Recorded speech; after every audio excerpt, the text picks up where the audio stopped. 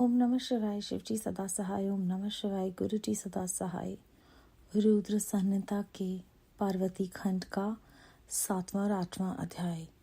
पार्वती का नामकरण और विद्याध्ययन। नारद का हिमवान के यहाँ जाना। पार्वती का हाथ देखकर भावी फल बताना। चिंतित हुए हिमवान को आश्वासन दे पार्वती का विवाह शिवजी के साथ करने को कहना और उनके संदेह का निवारण करना। ब्रह्मा जी कहते हैं, नारद मैना के सामने महातेजस्विनी कन्या होकर लौकिक गति का आश्रय ले वह रोने लगी। उसका मनोहर रुदन सुनकर घर की सभी स्त्रियां हर्ष से खिल उठीं और बड़े वेग से प्रसन्नता पूर्वक वहां आ पहुंची। नील कमल दल के समान श्याम कांति वाली उस परम तेजस्विनी और मनोरम कन्या को देखकर गिरिराज हिमालय अतिशय आनंद में निमग्न हो गए। तदनंतर सुंदर मुहूर्त में मुनियों के साथ हिमवान ने अपनी पुत्री के काली आदि सुखदायक नाम रखे। देवी शिवा गिरिराज के भवन में दिनों दिन बढ़ने लगी। ठीक उसी तरह जैसे वर्ष के समय में गंगा जी की जल राशि और शरद ऋतु के शुक्ल पक्ष में चांदनी बढ़ती है। सुशीलता आदि गुणों से संयुक्त तथा बंधुजनों को प्यारी उस कन्या को कुटुंब के लोग अपने कुल के अनुरूप पार्वती नाम से पुकारने लगे। माता ने कालिका को उमा अरि तपस्या मत कर कहकर तप करने से रोका था। मुने इसीलिए वह सुंदर मुख वाली गिरिजा नंदिनी आगे चलकर लोक में उमा के नाम से विख्यात हो गई। नारद तदनंतर जब विद्या के उपदेश का समय आया, तब शिवा देवी अपने चित्त को एकाग्र करके बड़ी प्रसन्नता के साथ श्रेष्ठ गुरु से विद्या पढ़ने लगी। पूर्व जन्म की सारी विद्याएं उन्हें उसी तरह प्राप्त हो गई जैसे शरत काल में हंसों की पात अपने आप स्वर्गंगा के तट पर पहुंच जाती हैं और रात्रि में अपना प्रकाश स्वतः मोह सिद्धियों को प्राप्त हो जाता है। मुने इस प्रकार मैंने शिवा की किसी एक लीला का ही वर्णन किया। अब अन्य लीला का वर्णन करूंगा, सुनो। एक समय की बात है, तुम भगवान शिव की प्रेरणा से प्रसन्नता पूर्वक हिमाचल के घर गए। मुने तुम शिव तत्व के ज्ञाता और उनकी लीला के जानकारों में श्रेष्ठ हो। नारद गिरिराज हिमालय ने तुम्हें घर पर आया देख प्रणाम करके तुम्हारी पूजा की और अपनी पुत्री को बुलाकर उससे तुम्हारे चरणों में प्रणाम करवाया। मुनीश्वर फिर स्वयं ही तुम्हें नमस्कार करके हिमाचल ने अपने सौभाग्य की सराहना की और अत्यंत मस्तक झुका हाथ जोड़कर तुमसे कहा। हिमालय बोले, हे मुने नारद, ब्रह्मपुत्रों में श्रेष्ठ ज्ञानवान प्रभु आप सर्वज्ञ हैं और कृपा पूर्वक दूसरों के उपकारों में लगे रहते हैं। मेरी पुत्री की जन्म कुंडली में जो गुण दोष हो उसे बताइए। मेरी बेटी किसकी सौभाग्यवती प्रिय पत्नी होगी? ब्रह्मा जी कहते हैं, मुनिश्रेष्ठ तुम बातचीत में कुशल और कौतुकी तो हो ही। गिरिराज हिमालय के ऐसा कहने पर तुमने कालिका का हाथ देख और अब उसे संपूर्ण अंगों पर विशेष रूप से दृष्टिपात करके हिमालय से इस प्रकार कहना प्रारंभ किया। नारद बोले, शैलराज और मैना, आपकी ये पुत्री चंद्रमा की आदिकाल के समान बड़ी है। समस्त शुभ लक्षण इसके अंगों की शोभा बढ़ाते हैं। ये अपने पति के लिए अत्यंत सुखदायिनी होगी और माता पिता की कीर्ति बढ़ाएगी। संसार की समस्त नारियों में यह परम साध्वी और स्वजनों को सदा महान आनंद देने वाली होगी। गिरिराज, तुम्हारी पुत्री के हाथ में सब उत्तम लक्षण ही विद्यमान है, केवल एक रेखा विलक्षण है। उसका यथार्थ फल सुनो। इसे ऐसा पति प्राप्त होगा जो योगी, नंग धड़ंग रहने वाला, निर्गुण और निष्काम होगा। उसके न माँ होगी न बाप। उसे मान सम्मान का भी कोई ख्याल नहीं रहेगा और वह सदा अमंगल वेश धारण करेगा। ब्रह्मा जी कहते हैं, नारद तुम्हारी इस बात को सुन और सत्य मानकर मैना तथा हिमाचल दोनों पति पत्नी बड़े दुखित हुए।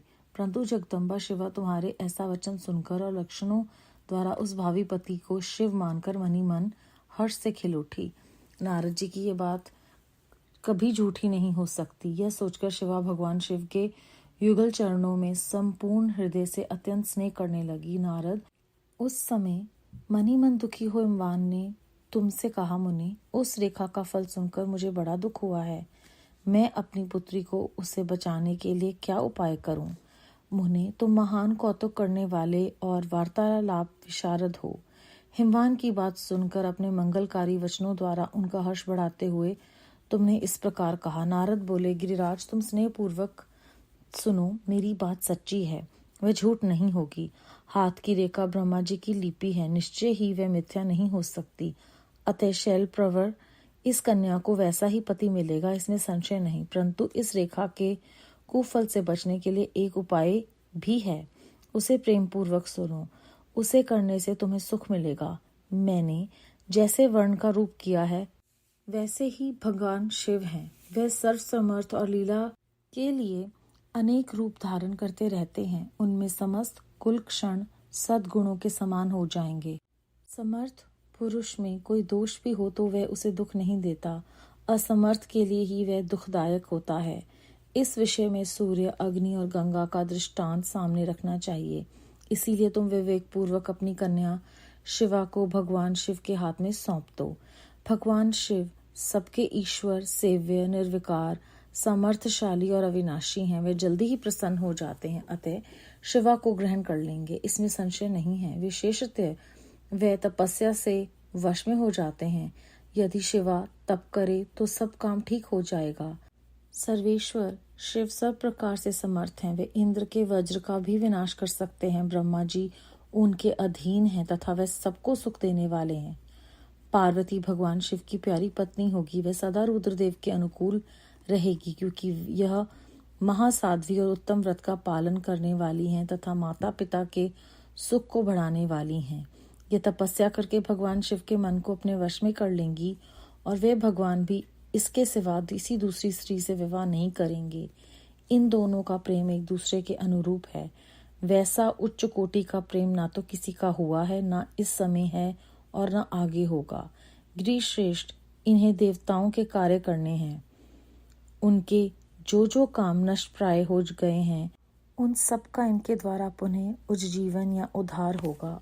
आद्रराज, आपकी कन्या पाकर ही भगवान हर अर्धनारीश्वर होंगे। इन दोनों का पुनः हर्ष पूर्वक मिलन होगा।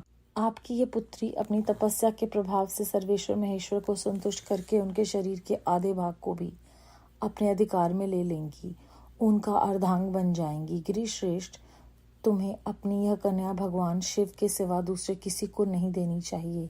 ये देवताओं का गुप्त रहस्य है, इसे कभी प्रकाशित नहीं करना चाहिए।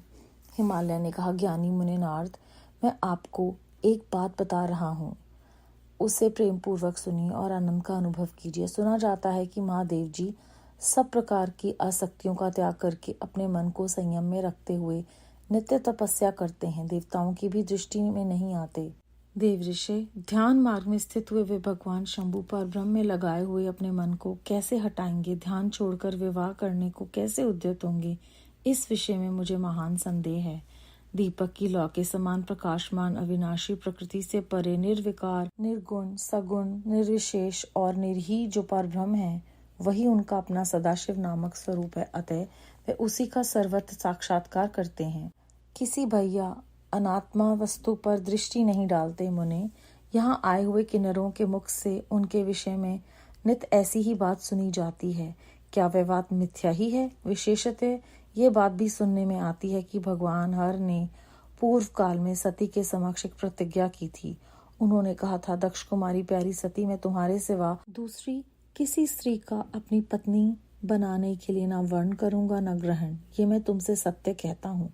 इस प्रकार सती के साथ उन्होंने पहले ही प्रतिज्ञा कर ली है। अब सती के मर जाने पर वह दूसरी किसी स्त्री को कैसे ग्रहण करेंगे? यह सुनकर तुम, नारद ने कहा, महामते गिरिराज, इस विषय में तुम्हें चिंता नहीं करनी चाहिए। तुम्हारी ये पुत्री काली ही पूर्व काल में दक्ष कन्या सती हुई थी। उस समय इसी का सदा सर्व मंगलदायी सती नाम था। वे सती दक्ष कन्या होकर रुद्र की प्यारी पत्नी हुई थी।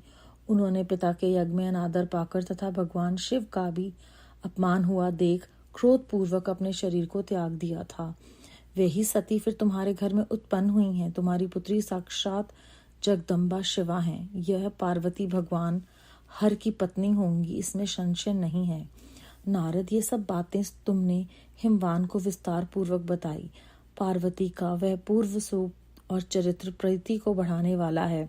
काली के उस संपूर्ण पूर्ववृत्तांत को तुम्हारे मुख से सुनकर हिमवान अपनी पत्नी और पुत्र के साथ तत्काल संदेह रहित हो गए।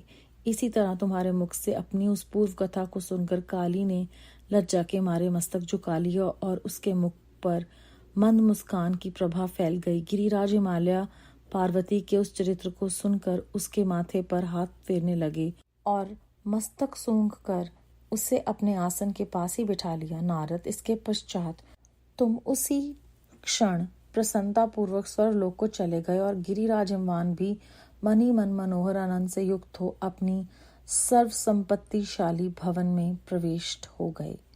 अध्याय 7 और 8 समाप्त। इस अध्याय में हमने जाना कि पार्वती देवी के सुंदर रुदन से सारी स्त्रियां खुशी खुशी खिल उठी और सब जगह प्रसन्नता फैल गई। और गंगा जी जिस प्रकार वर्षा में बढ़ती हैं, उनकी जल राशि बढ़ती है, और जिस तरह शरद ऋतु के शुक्ल पक्ष में चांदनी बढ़ती है, उसकी तुलना की गई है कि किस प्रकार देवी शिवा भी बड़ी होने लगी और अपनी उन्होंने शिक्षा ग्रहण की जिस प्रकार उन्होंने पिछले जन्म में की थी।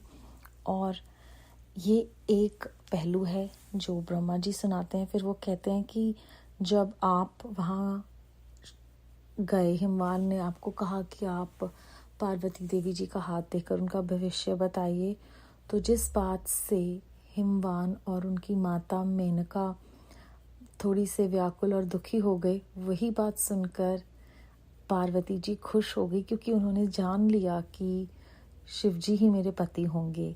तो यहाँ पर ये दूसरा लक्षण जो है वो ब्रह्मा जी बताते हैं कि किस प्रकार सर्वव्यापी माता जानती हैं कि वो कौन है।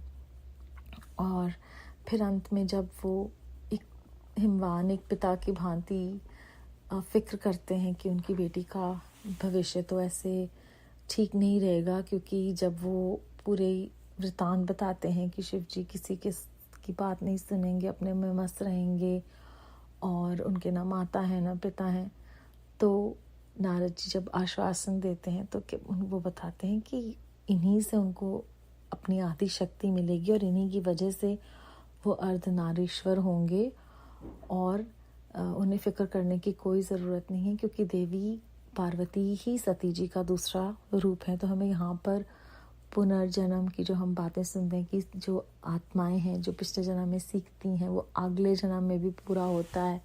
तो किस प्रकार उन्होंने जो पिछले जन्म में विद्या ली थी, वो विद्या एक बात है और दूसरा कि वो ही उनकी धर्मपत्नी बनेंगी। तो किस सूक्ष्म तरीके से हमें गुरु साहब यहाँ पर ये प्रेरणा दे रहे हैं कि हमें जो कर्म हम इस जन्म में करेंगे वही हमारे आने वाले जन्म की जो भविष्य है उसको निर्धारित करेंगे।